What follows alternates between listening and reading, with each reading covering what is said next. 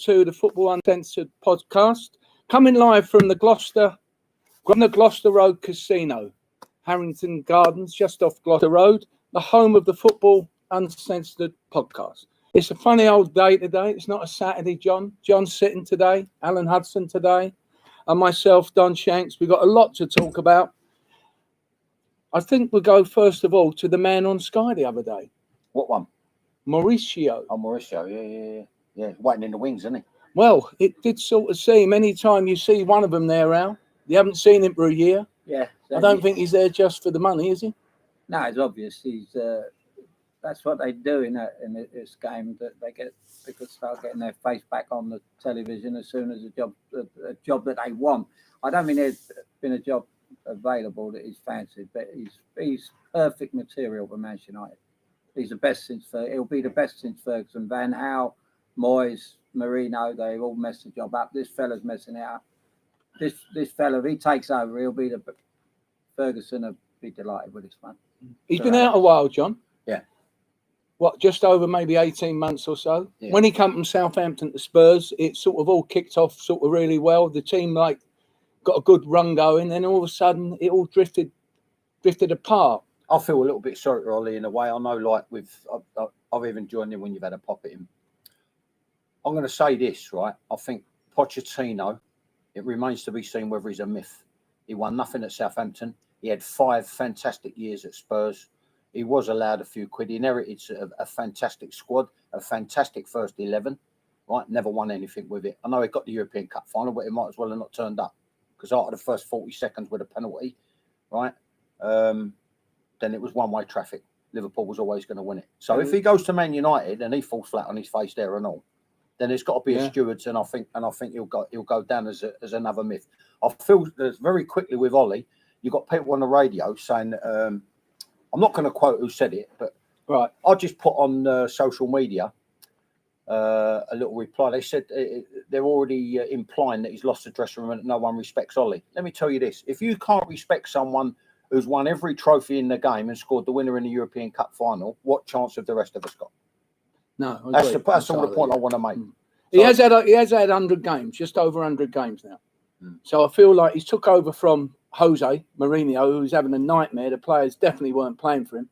They've come in, they've had a resurge. I mean, they were tremendous, and I didn't expect it.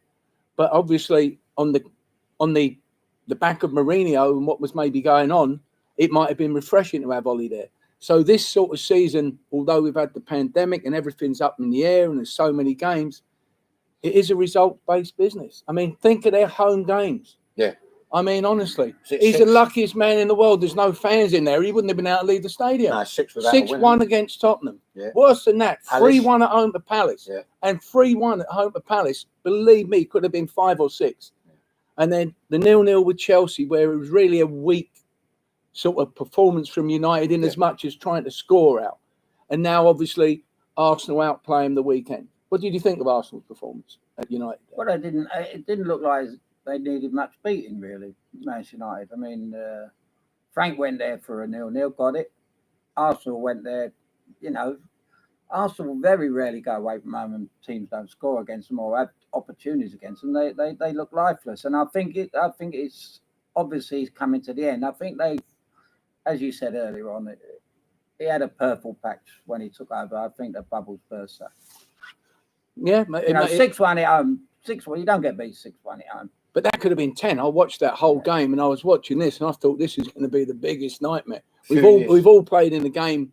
Yeah. Well, I don't know if you have, but I have, where we've got beat 5 or 6 and it's been a long half an hour to go. Oof. And I did feel that, basically, if Tottenham would have said, right, let's go and give this the real full treatment, they could have got 10. Yeah. Can you imagine getting 10 goals at Man United? I'll be honest, I thought we got out-coached by Arteta on Saturday, or him and his staff got out-coached by I think they called them on. They were nice and patient, the Arsenal, solid, resilient, disciplined, knowing that they had the pace to slip in behind. But I think United, they've got this issue now. They've got the 2 big boys, Pogba, who's where is he when the going gets tough here? And the other fella, Fernandes, lasted 75 minutes and walked off like he was sulking, what are you taking me off for? But the truth is, they could have took anyone off. And plus the fact that we had a situation here at the weekend where you're talking about Rashford scoring 4 goals in Europe. Yeah. So he won't never do it in the Premier League. And where was he on Saturday? You know. Yeah, no. Arsenal, this fellow at Arsenal, I'll tell you, I don't know. The jury's, I wouldn't say out, but we don't know what he's going to do. What he's got in his favour, he's taken over a team that was struggling. Arsenal was struggling. Yeah. And now he just turned them round and they go to Old Trafford. Now they look like... I mean, the midfield player party, he did look good, Al. I liked him. I mean, he's not your sort of style in as much as you go more for the juggler when you were playing, but he's for a defence, to have him in front of you. But that's what they've been lacking, yeah. Haven't they?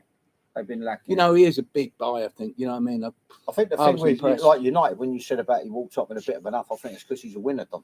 I think he had the ump. Fernandes. I think because the fact that they got beat. I mean, apparently he riles them all in the dressing room and has a right go at them. You know, he's had a go at Maguire. What sort of defender are you? And this, that, and the other. It's just how you want to take it. No reports of Pogba crying at the moment. Then when he does rip into. What's that about? I'm out of breath. I was out of breath. I have no idea. I was out of breath. Might be out of when breath he about the 3 in the morning or something. About? Yeah. Well, I think Pogba is just coming. He's a kind of deja vu. Balotelli, whatever his Balotelli. name is. Balotelli. Yeah. You know, he's like him. They come over here, they prance around for a couple of years, get their money, and then off they go again. Well, it does seem as though like the sell-by date is arriving. Yeah. You know, I have no doubt. He can't be playing him, and Fernandes is not happy with something going on. We don't know what it is. You got Fred, McTominay. You know, you're looking in. You know, you're saying to yourself, Matix, this, that, and the other. He hasn't really got his best team. I mean, sometimes, as we know, we've spoke about it in the past. Sometimes your best player doesn't get into the actual make the best team. Like, for instance, you know, I remember Bowlesy when he was at Forest. I mean, Stan was fantastic. We all know that. But Brian Clough preferred John McGovern in midfield because it gave the team a bit more balance. Yeah. Well, he's got to start doing something like this, Ollie. He's got to say, right, I can't play you. It's not working with him. I don't care if you're 70, 80 million. It's not working. It's almost as if he's got a bag and he puts his hand in the bag and pulls the players out for his team. And, you know, John just said there about it. They got a bollocking or whatever. I mean, if he give me a bollocking, I think I would laugh. But if Ferguson give me a bollocking, I don't think I would laugh. You'd be curling up. A bollocking. I don't think Ole has got that in his makeup. So I think the lads would look at him and say, "Oi, oi." You know? Yeah. I think you might be right. But there. Sir Alex, you know, when he went, well, you just be ducking your head, waiting for the I'll be honest. Listen, people go on about they've implied about like rule by fear, and I've always had this thing whereby just like a theory, you know, like Man United, Liverpool, the way you rule by fear, you don't have to say too much because the only way from Liverpool, Man United, Manchester City, Chelsea, Arsenal is down. Yeah, with the Alex didn't rule by fear. No, I'm just saying, Noel. He just made a point, and if he didn't do it, I mean, when Alex took over, because I remember somebody asking him about what is the golden rule in football. He says it doesn't matter how much you pay for a player, how big a star they are, how big a car they got, how many houses they got. You let them know who's the governor. You're the governor. Now, Ollie ain't got that stature. Well, you don't have to. Ferguson, he threw me out of Old Trafford once. He told me to get out, and I went, "Oh, it's your ground. That's all right." And he actually literally threw me out. My pal, Sir Alex Ferguson. I was with him a month before having a drink at West Ham, and I walked through, and he said, "You go and get out."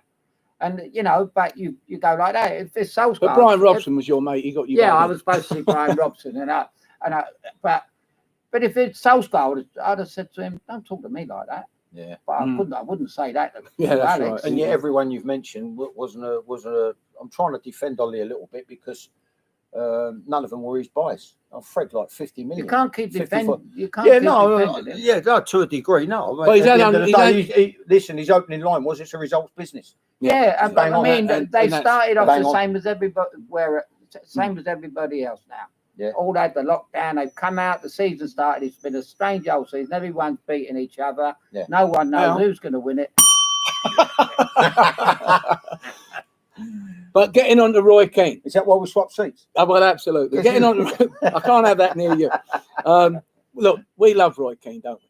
I love him. I love listening to him on the TV. He says it as it is. I mean, he's obviously a United man through and through. Yeah, he still works. And you know, as you just mentioned there, they wouldn't be saying it to Roy Keane if he was the manager. Well, he would tell Ollie. You know, Yeah, Can't. but I'm saying if Roy was the manager now at United, they wouldn't be half looking at him and whatever. They'd be taking notice. Where we're not Well, sure I'm not even when he's saying- talking about they're not playing from the heart. When they're talking about they're going through the motions. When they're talking about the commitment, where is it? Like when he's sort of saying about Marcus Rashford shrugging his shoulders, like, "Whoa, pull your sleeves up, get back in action. Let's have a go. It's Man United you're playing It's been for." like that for a few years, I've done. Listen, I'm it's got to stop, I'm innit? not being funny. Since we said about since Sir Alex packed up, right? They've gone through how many? What they're on their fourth manager. You Van Gaal, Jose, Moyes, and now Ollie, right? And it's not the place that it used to be. People don't go there now, and you haven't got the fear factor of Old Trafford. You haven't got the fear factor of the starting 11, even. You know what I mean? But where Roy's coming from, someone tweeted the little passage to me, and I said, well, yeah, I said it 25 years ago because I'm a great believer in this. Back to our debate a couple of 3 episodes ago. You know what I mean? I didn't need a manager to get in my face. And I said what Roy said. I said it 25 years ago in the dressing room. It's got to come from within.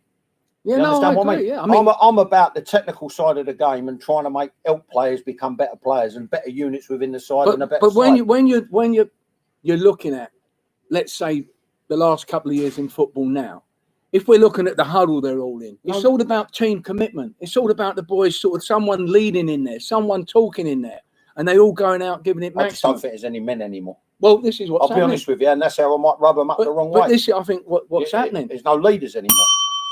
Alan, what do you think? Manchester United haven't had a leader on the field for a long, long time, have they? Let's be fair. Since Ferguson, really, they haven't had an outstanding player like Liverpool. When he bought Van Dijk, you see him as his leader. All right, he gives Henderson the armband, but that's because he's his workhorse. But every team needs someone like a Van Dijk, to organise at the back. A John Sitton in this, in them days. Well, you know what you're getting from in front of you. You know what you're getting from people. You've got to boss it. And you set don't it up know to make what the game easy. You don't know what you're getting from some of them United players. No, that's you right. looked at Arsenal, you knew what you were getting from every single one of them. There was a game plan, there was movement, there was when they wanted to press, they pressed as a unit. It wasn't like just you go on your own. They all made a move. You go back. We go back years. So I played a couple of games against your mob Don with Frank McClintock. Yeah, he wasn't the greatest in the air. He wasn't quick. He wasn't 6'5" either. He led by example. He lived. He breathed the game. He was great. He never showed any issues, Frank. He was like a cripple in the morning at training. Yeah. Double winning team for Arsenal. He was. Bossed everyone. He was not great at anything. Yeah. He was never man of the match. Yeah.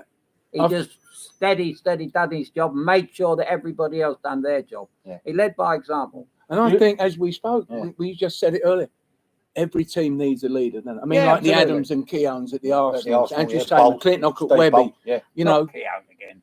Well, I know Defenders, Martin's not your. defenders. Yeah, but they are the heart of defence. Keep a 0 at the back, and we've always got a chance. Yeah, And the geezer I played with, Don, Steve Bruce, you go through that side, Schmeichel in goal, going ballistic, even if someone let a cross come in, Right. or if they encroached on his, say like he bossing the 6-yard, second 6-yard box, Yeah, sure. he'd come and catch it and punch it.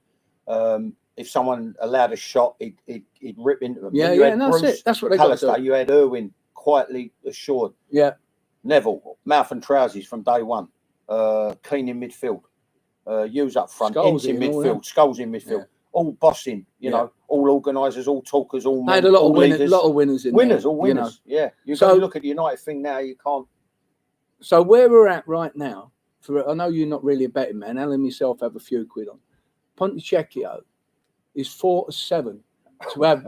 That means you a big odds-on favourite to take Ollie's job anytime soon. You meant Pochettino, didn't you? Oh, right, Pontecchio. I'm thinking. Sorry, guys. I'm terrible That's with a it. restaurant in a King's I was Road. thinking, probably it is. I know where it is. I've been in there a few times. Pontecchio. Oh, Poch. All right, I made a mistake. Sorry, I've done it That's up again. quality, though. No, that's the It's quality.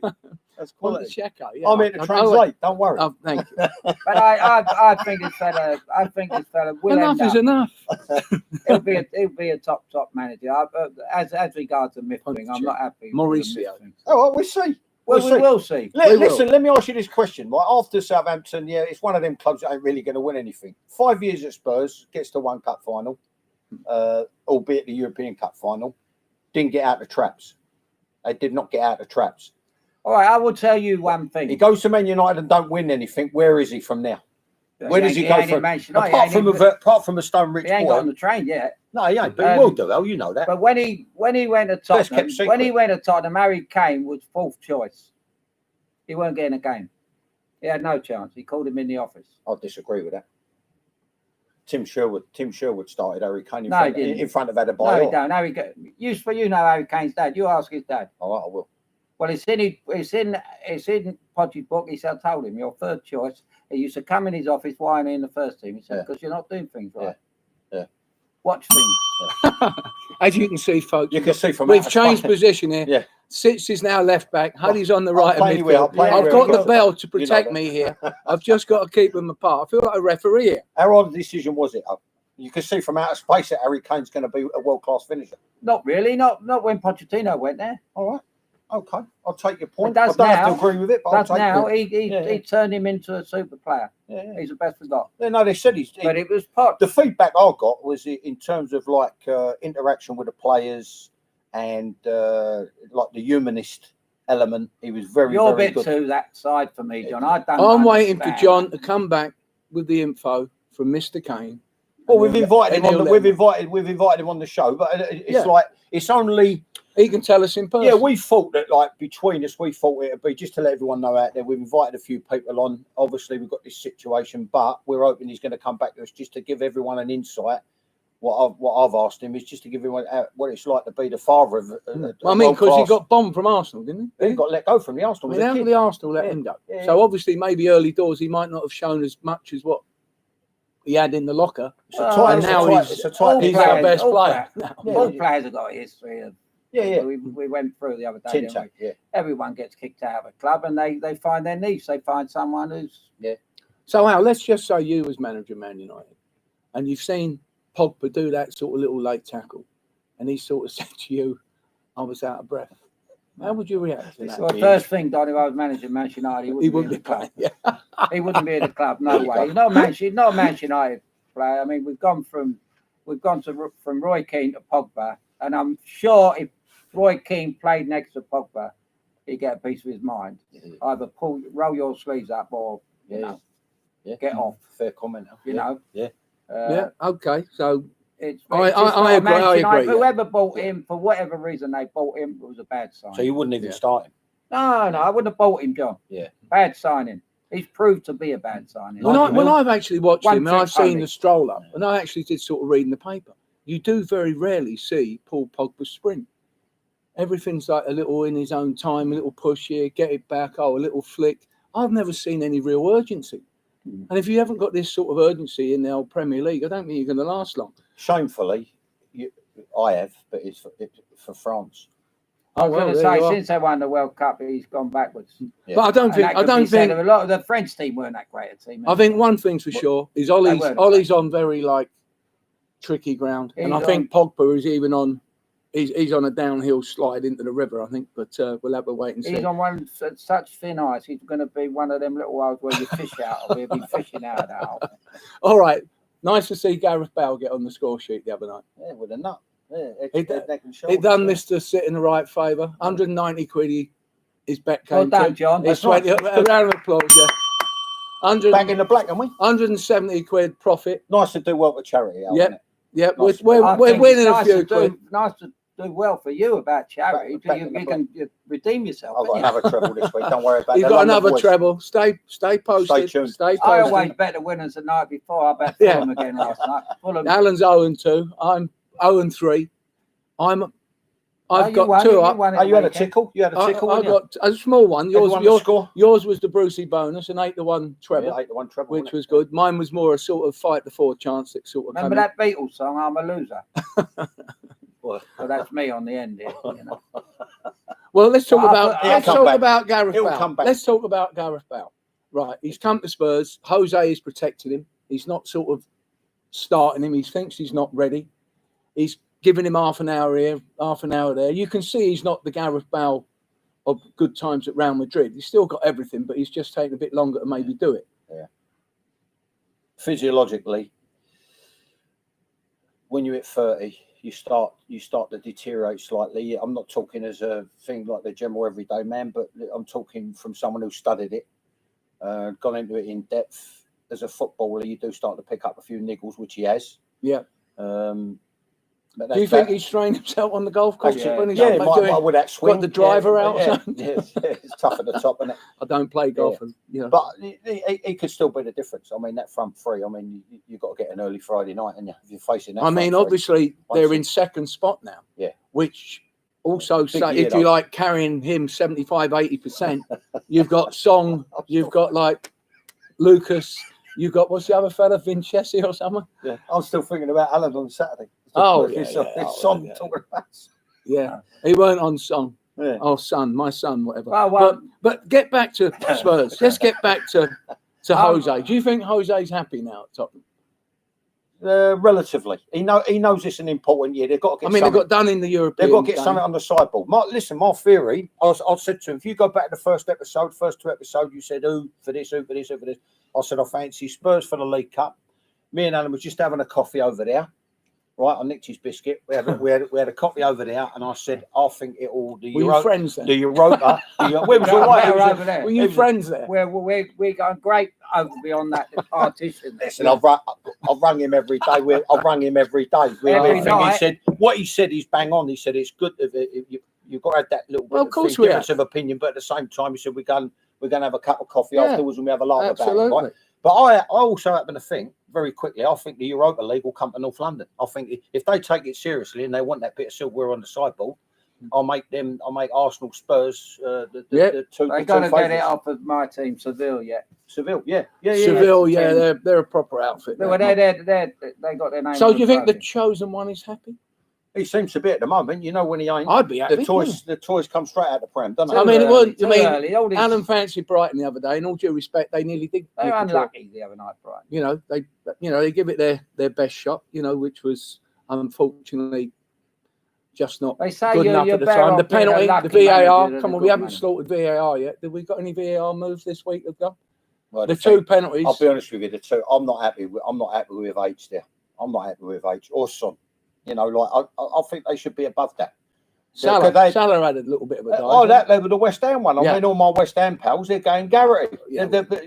As you said, Moisey, when the guys put his arms up and said, give a penalty. Yeah, I thought it was criminal, but at the end of the day, because he seems to have got it right, Moisey. Listen, the three of us know there's no morals in football, Dom. There's no morals in football. At the end of the day, any margin, any edge you can get, you're going to try and get. Yeah, understand what I mean? Yeah. Even when you've made a tackle, you scream at the ref out ball. When it's gone out for a throw-in, you've put the tackle, you're still going to scream out ball. You know what I mean? Because any little tiny edge that you can gain, you're taking it. You'll take it. But I think what you're saying you cheat?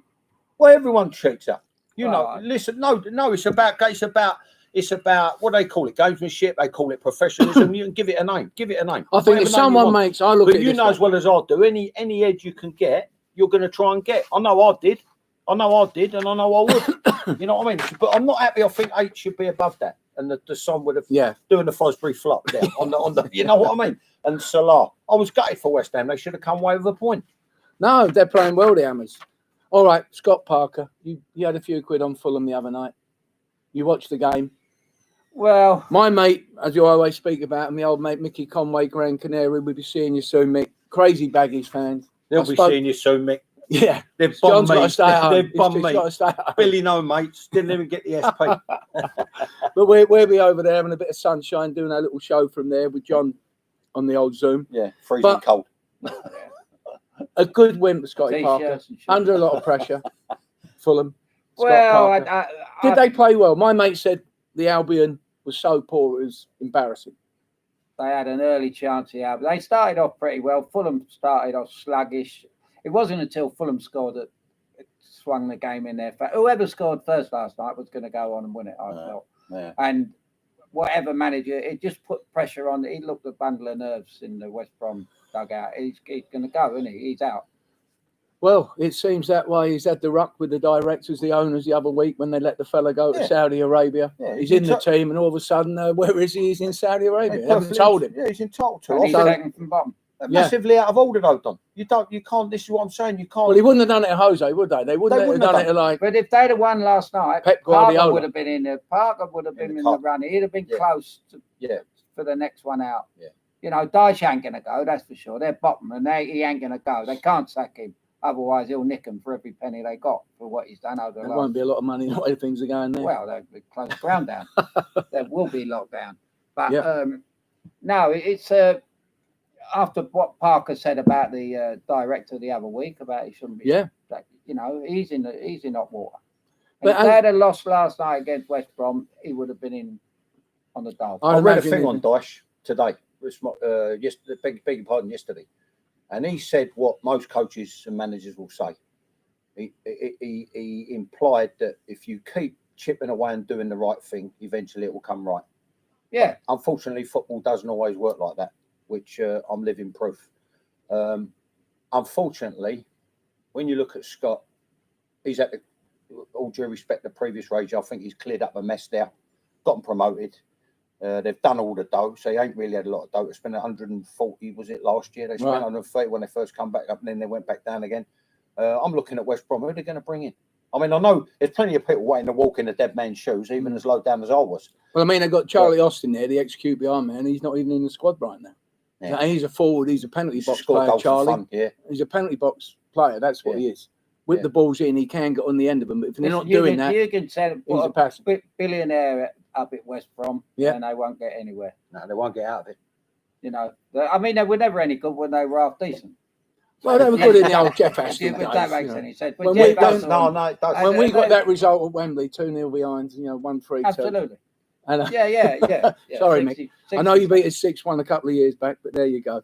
So that's fickle, isn't it? Football's fickle. The Albion live to fight again. Fulham have got themselves on the win list. Long way to go, obviously, but you do see them both being down there for the duration, more or less, bottom 4, bottom 6. You can't really see them climbing out of that. Well, it's the old story of you've got to beat the teams around you, isn't it? When you're down the bottom, and they started last night. The old 6 pointers. If they come fourth from bottom, they'll be delighted. You've got the ones battling for the title. You've got the ones battling for Europa League. You've got the ones battling for mid-table mediocrity. And then you've got the relegation mob, the bottom 6, bottom 7 relegation mob. You've got 4 leagues within the division. I have an opinion with this football the way it is now. Now, we spoke about, you can play Monday, you can play Saturday, Tuesday. I just think with everything now, a lot of the teams, like Burnley, who give everything, Sheffield United, who give everything. When they're playing passing teams against passing teams, they're not getting the ball, but they're still working real hard.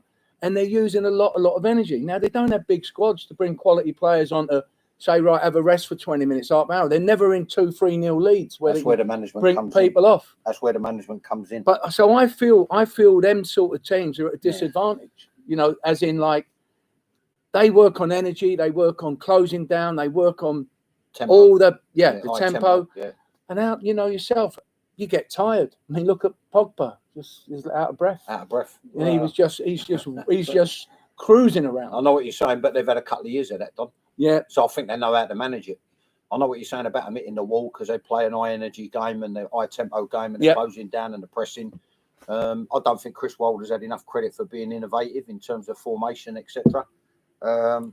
They've got enough in the locker. I think Sean Dyche got enough in the locker. For Burnley, I would say that Fulham, they probably have. I said totally wrong. Couldn't be more wrong if I tried with regards to Southampton. Yeah.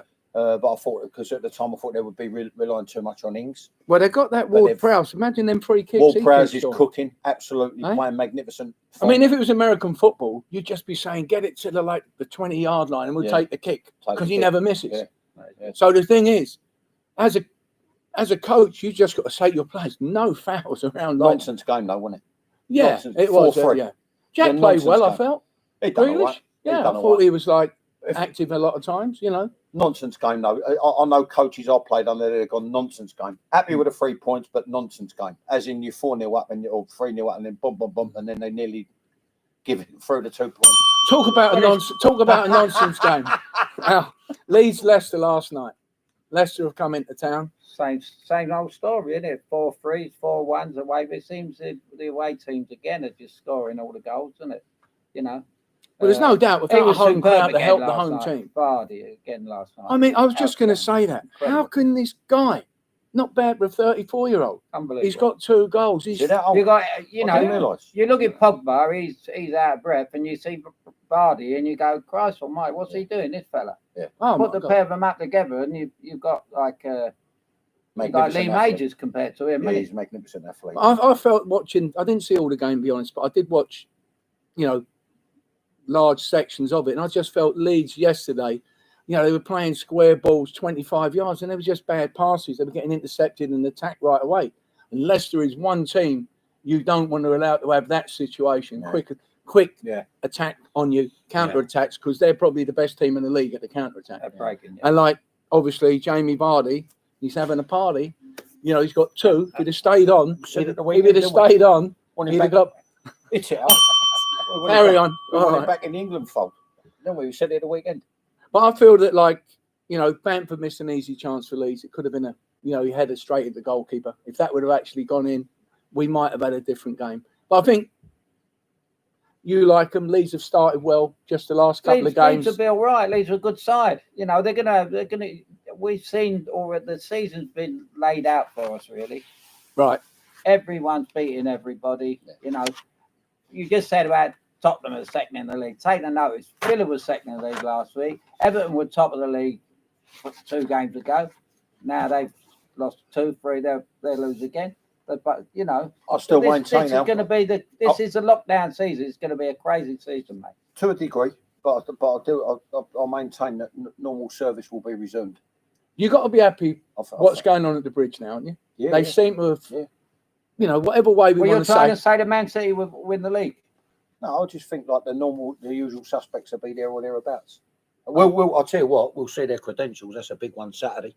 City Liverpool. Is that the game Saturday? Massive game, isn't it? You've got United Everton, right? So we know the SP there. It could well be Ollie's last game. Right? Yeah. And then you've got City Liverpool, haven't you? Let's talk about your old team, Chelsea. At the bridge, yeah. They've they went to Burnley. They've scored 3. They did look in control for large parts of that game. Yeah. But not so much that. It's a clean sheet. The 2 games prior to, Seville, clean sheet. Man United, clean sheet. Yeah. Do you think he's getting it right, Frank, at the moment? Yeah. Well, they've got a decent goalie now, let's be fair. Yeah. Good point, Al. Yeah. You know. They're playing his old firm, aren't they? I think Rennes is where they got him from. They're playing in Europe. Yeah. In Europe. Yeah. Well, he might let a couple in on that game, you know. Oh, you know what? I said whoever they're in with a blinding shout on. That's because whoever gets it right at the back.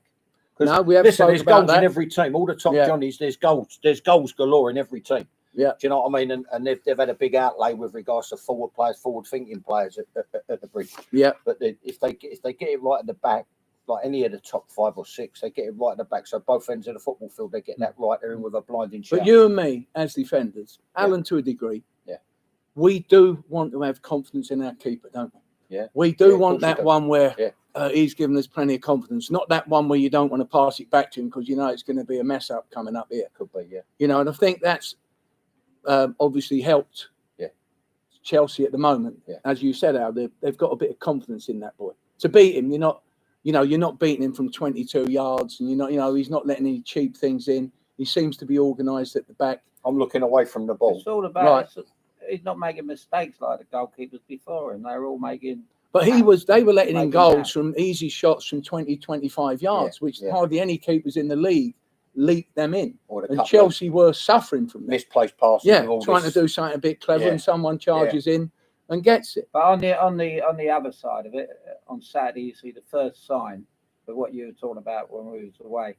The first side of their attacking thing. The kid from Ziyad, come in. Ziyad, whatever his name is, on the wing. This fella, I'll tell you, can beat people in a telephone box. Yeah. He's got plenty going for him. Werner looks lively now, and I know. Well, we find one for him. What about mermaids? Can he nutmeg a mermaid?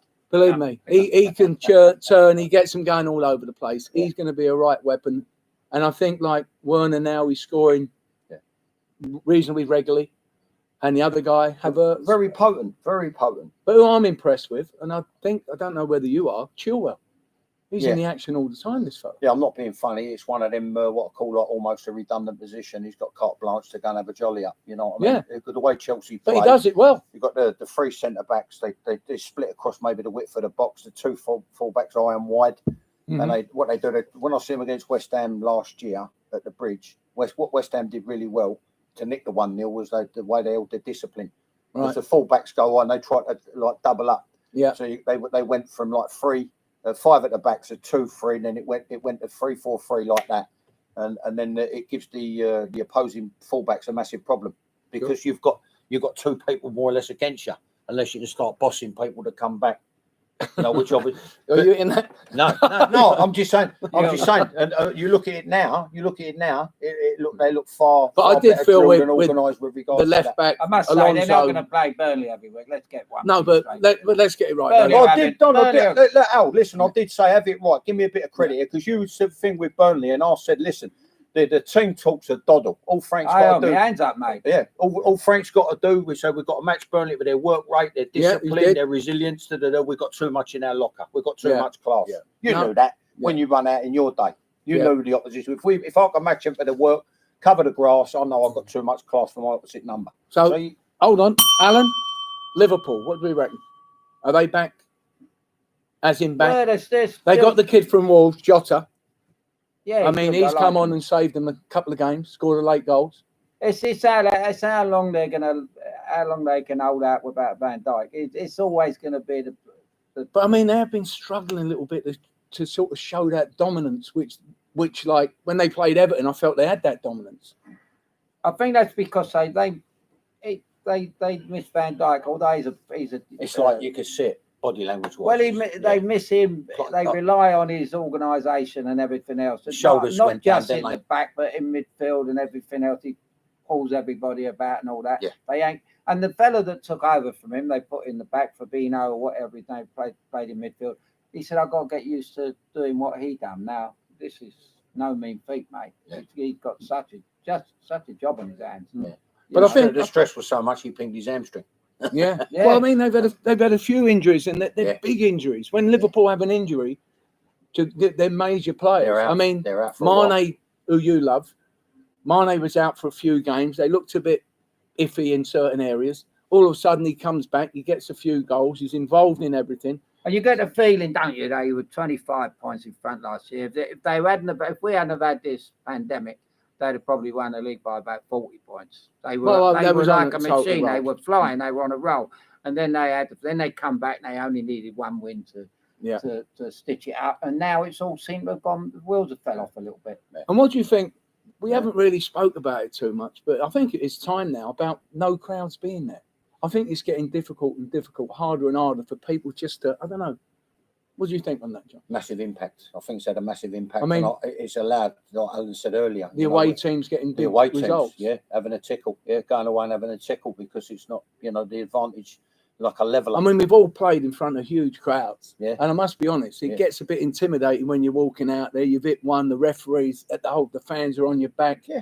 It's a whole different game, isn't it? Well, I mean, what odds would you get Manchester United having 2 games at home and not scoring? Yeah, really. Yeah. No matter what team they put out at Old Trafford. And if there's 72,000 people, they get there at home. Yeah. Even no matter how bad they are, they'd always score. If you're picking both teams to score. Yeah. I mean, we said last week. I mean, I was going to have the 8 teams last week to score, and they was the only one out of the 8 teams that didn't score against Arsenal, Manchester United. Yeah. Now, they would be the first team on your sheet, even if they get beat 3-1. Even when they got beat 6, they scored. You think they would put one in the net? Yeah. But I'm putting that basically down to years ago when they were getting 72. Well, a couple before the lockdown, they were getting 72. They couldn't. There's no way they couldn't not score with 72,000 people in the ground. Yeah, that's led to what is it now? 6 without a win, isn't it? Yeah, Old Trafford. Yep. Unheard of. Now we got. That's why he's got to go, John. Yeah, you might be right. We got the games you tonight. Might be right. Yeah. We're going to have a 20 quid charity bet a piece from Sports Funding Initiatives, SFI, Colin Howe. Thank you, Colin, for all your support. Well done, Colin. We got the games: Atlanta versus Liverpool, Man City, Olympiacos, Chelsea v Reims, Can you pronounce that one? Bakashir v Man United? No, good luck. Arsenal v Man. What's that, the Turkish firm? Yeah, I bet. That's Yeah, Turkish Turkey. Yeah, oh, you knew that. Okay. Yeah. And Spurs v Ludogorets. Has it got to be in Europe, Tom? No, you can bet whatever we like. So we're going to have a £20 each charity bet. We'll think of who we're going to do, but I think I'm going with the same three. Who are you going with? How about that? What are your three? Right, listen to this. Come on in. You know, my treble come up, wasn't it? Chelsea at Burnley. Yeah. Right, the Arsenal at Old Trafford. Yeah. Right, and Spurs at under Brighton. Can we stand up and give him a clap now? Thank you. Let's give him a clap. Come on, standing up. Give him a clap. This week, I'm going to go the same again. I'm going to go Arsenal. I'm going to go Arsenal to beat Aston Villa on Sunday. Arsenal beat the Villa. I'm going to go Spurs to beat West Brom on Sunday. Spurs to beat West Brom. I'm going to go Chelsea to beat Sheffield United on Saturday. Chelsea to beat Sheffield United. So the London boys again, same firm. You won't be getting 190 quid for this one. All right, You got the three home teams. I think you're probably you might get free to win the treble. That's enough though. A winning bet's a winning bet. No. Bet's a winning bet. Was it home? Yes.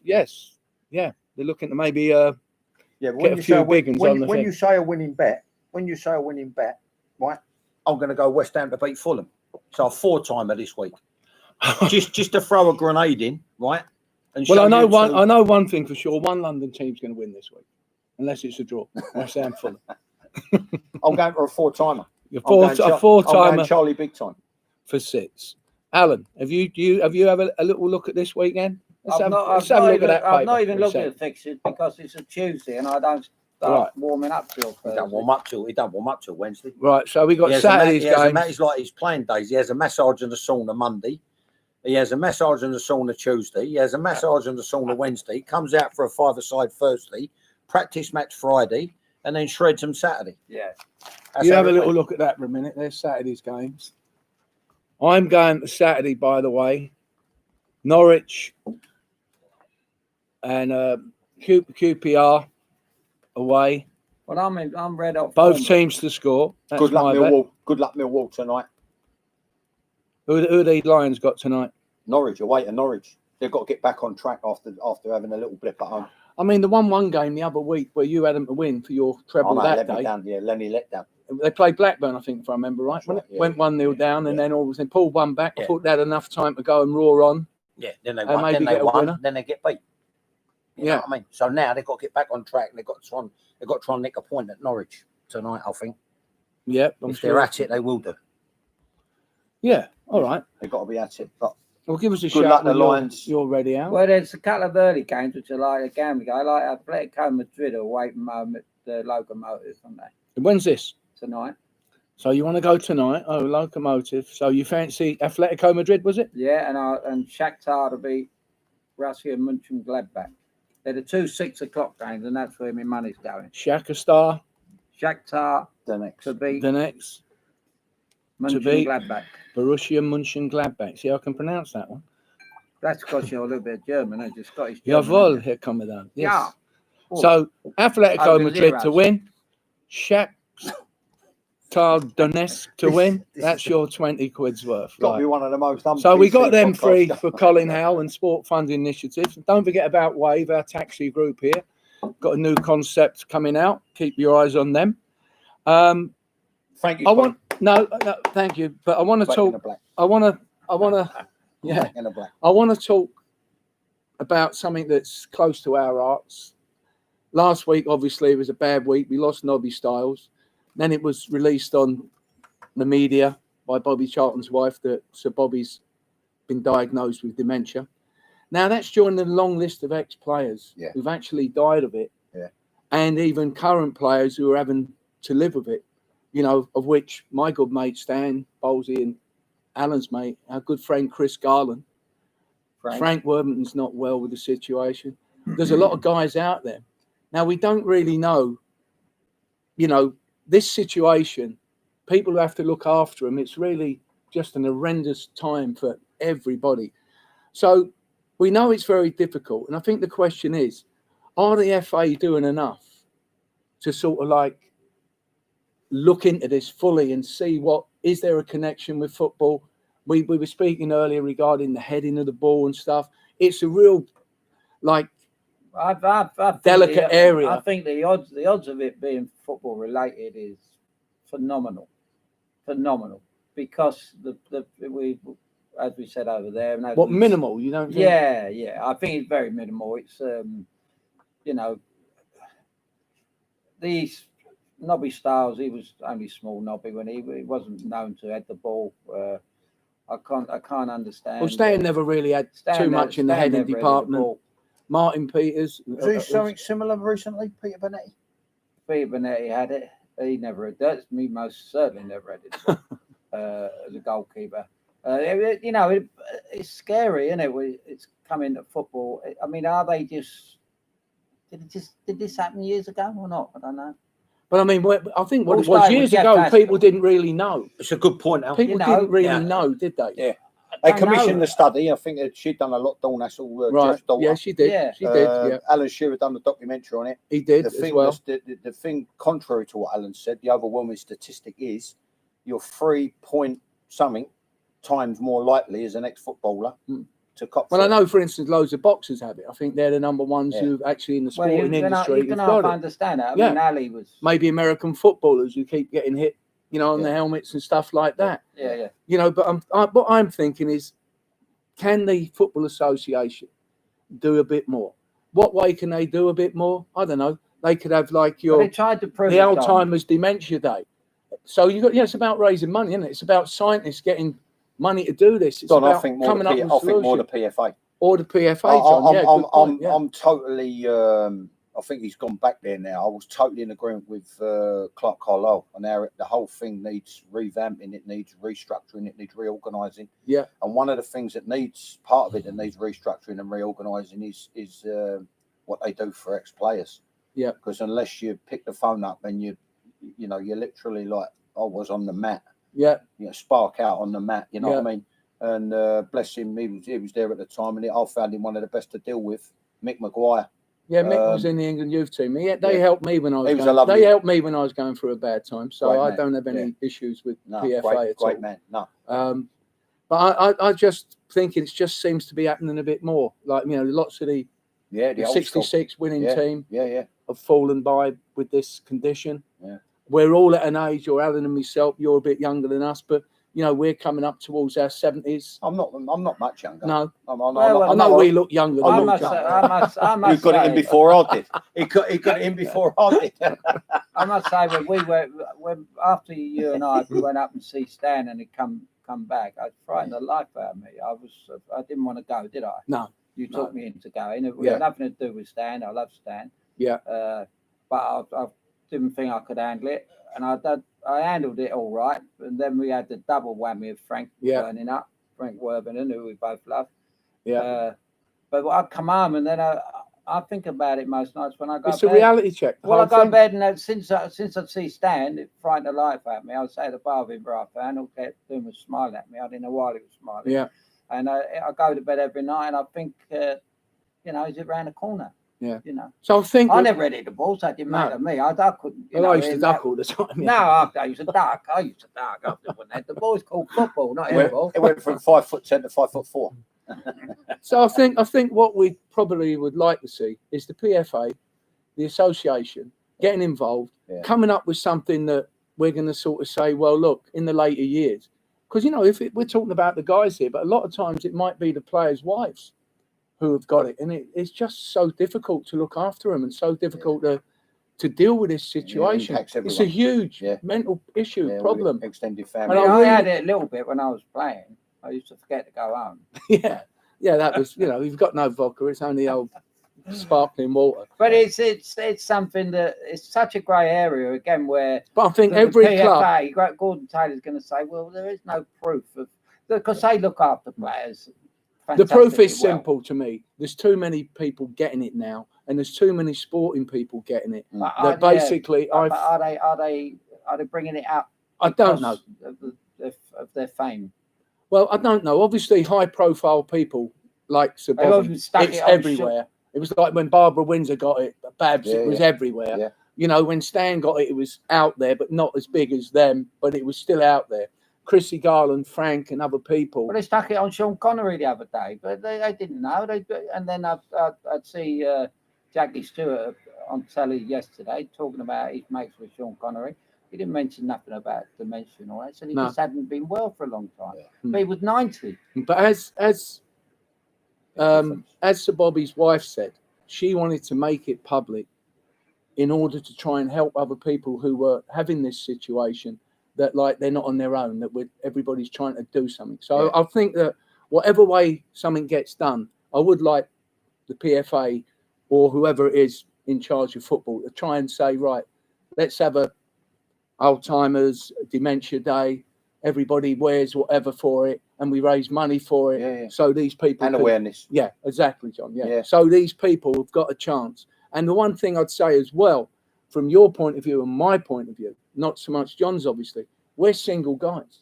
If you get this stuff and you're single, you are in for a horrible, horrible end of your life. Where really and truly, that's where you need the help. So I think all these things should be taken into consideration, should be assessed, and there should be help there. And if we're ex-footballers, maybe the PFA, the people that can offer the help for us. Yeah, I mean, don't count your chickens. The way I've behaved over the years, my missus have put me out with a recycling. I think. We've got to Your son Jack will look after you. Don't worry about that. He'll look after me. He'll look after you. Give us the thumbs up over there, Jack. Yeah. Or was that the thumbs down, Jack? Thumbs up. Well, anyway, look, this has been our base. This has been home. The Grosvenor Gloucester Road Casino for the last 6 weeks. We'd like to thank the management, all the staff. Everyone's been fantastic here. Assam Ali's been great. We are having to, like everybody, go into lockdown now for a month. The casino's closed, so we won't be back in here till early December. But Alan and myself, we're lucky enough to be going away tomorrow. Alan's going to do a little bit of light training. You know, I'm going to do a bit just to keep going. You should do. Yeah, I'm putting a bit of weight on, John, yeah. And we're just going to carry on our podcast Zoom situations. Yeah. Mr. sitting at home in London looking after Jack and the crew. There's me and Alan out there. So you're not going to miss everything. We might do a couple of weeks or even, maybe 3 or 4, John. Yeah, hopefully, yeah. So we get everybody active. We're going to have a bit of fun. So look, keep looking at our little feeds here and there, so you're going to get a time when we're going to do it. Yep. We will do it. We will be having a bit of fun to keep you all going during the lockdown. So support us and stay safe out there. Look after everybody, and let's all get over this together. Yep. Thank you. See you soon. See you soon. Well done, mate. We'll skip it again. All right, sir. Thank you. Yeah.